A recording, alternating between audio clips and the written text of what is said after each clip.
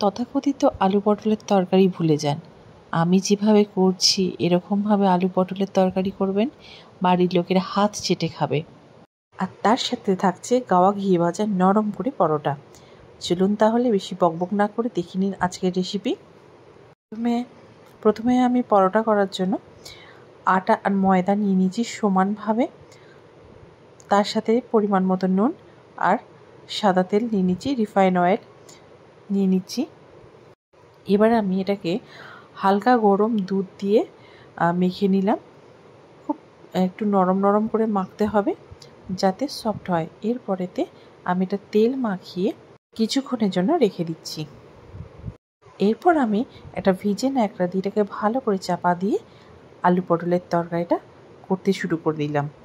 আলু পটল তরকারিটা করার জন্য অবশ্যই আমি পটল কেটে নিয়েছি, তার সাথে নিয়েছি আলু। এরপর আমি আলুগুলোকে কুকারে দিয়ে দিলাম নুন দিয়ে সিদ্ধ করতে। দুখানা হুইসেল আমি ফেলবো, তার বেশি না। এরপর আমি কড়াইতে তেল দিয়ে তাতে নুন এবং হলুদ দিয়ে পটলগুলোকে ভাজতে শুরু করলাম। এক পাশে ভাজা যখন হচ্ছে, অন্যদিকে আমি মশলাটা বানিয়ে নিলাম। আমি পরিমাণ মতো নিয়ে নিলাম আদা, নিয়ে নিলাম কিছুটা চারমগজ, একটা এলাচ, একটুখানি দারচিনির কাঠ, তার সাথে নিলাম কাজু বাদাম, টমেটো, এটা হলো ধনে জিরে গুঁড়ো। এটা আমার বাড়িতে বানানো ধনে জিরে গুঁড়ো। আপনারা চাইলে গোটা ধনে জিরে গুঁড়ো দিতে পারেন বা প্যাকেটের গুঁড়ো ব্যবহার করতে পারেন। না, তার সাথে দিলাম কাশ্মীরি লঙ্কার গুঁড়ো। এবার পটলগুলোকে ভালো করে ভেজে তুলে নিলাম।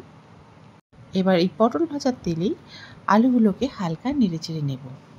এরপর কিছুক্ষণ পর দেখুন আলুগুলোকে একটু সরিয়ে মাঝখানে আমি একটুখানি কালো জিরে দিয়ে দিলাম, সাথে দিয়ে দিলাম একটুখানি হিং দিলে নিরামিষ তরকারিতে প্রচুর পরিমাণে স্বাদ বাড়ে। তার সাথে দিয়ে দিলাম দুটো শুকনো লঙ্কা। আমি কোনো রকম এখানে আর এক্সট্রা তেল ব্যবহার করছি না। এরপর আরও 2-3 মিনিট নাড়াচাড়া করে পেস্টটা দিয়ে দিলাম। সাথে আমি হলুদ গুঁড়ো মিশিয়ে নিচ্ছি। আর মিষ্টির জন্য আমি এখানে ব্যবহার করেছি বাতাসা, আপনারা চিনি অবশ্যই ব্যবহার করতে পারেন। আর সাথে আমি দিয়ে দিলাম পরিমাণ মতো সামান্য নুন। বেশ কিছুক্ষণ ভালো করে কষাতে হবে যতক্ষণ না পর্যন্ত তেল ছেড়ে বেরিয়ে আসছে। এরপর দিয়ে দেব জল, আর জলটা ফুটলেই দিয়ে দেব পটলগুলো। একপাশে দম কমিয়ে আমি একটুখানি কষাতে দিলাম। এরপর আমি বানিয়ে নিলাম পরোটাগুলো অবশ্যই একটুখানি বড় মাপের হবে,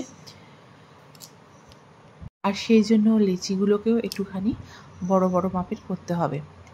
অনেকে পরোটাকে ডাইরেক্ট দিয়ে সঙ্গে সঙ্গে তেল দিয়ে ভেজে নেন, কিন্তু আমি এখানে পরোটাগুলোকে প্রথমে সেঁকে নিই। 3-4টে পরোটাকে একসাথে বেলে সেঁকে নিই, তারপরে ওই তেল বা ঘি যেটা ব্যবহার করি সেটা দিয়ে দিই। এতে পরোটার স্বাদ বেশি টেস্ট হয়। গাওয়া ঘি ব্যবহার করেছি, আপনারা যে কোনো ব্র্যান্ডেড ঘি ব্যবহার করতেই পারেন, অ্যাজ ইউ উইশ। হালকা আঁচে পরোটাগুলোকে ওলটপালট করে ভালো করে সেঁকে নেবেন। তারপর হয়ে গেলে একটা হটপটে ভালো করে রেখে দেবেন, যাতে করে পরোটাটা খুব নরম এবং গরম থাকে। দেখুন এখানে তরকারিটাও তৈরি হয়ে গেছে। তরকারিটা শেষে আমি একটুখানি ঘি অ্যাড করলাম। বন্ধুরা, এই হলো আমার স্পেশাল আলু পটলের তরকারি আর হলো নরম পরোটা। বন্ধুরা, কেমন লাগলো অবশ্যই কমেন্টে জানাবেন।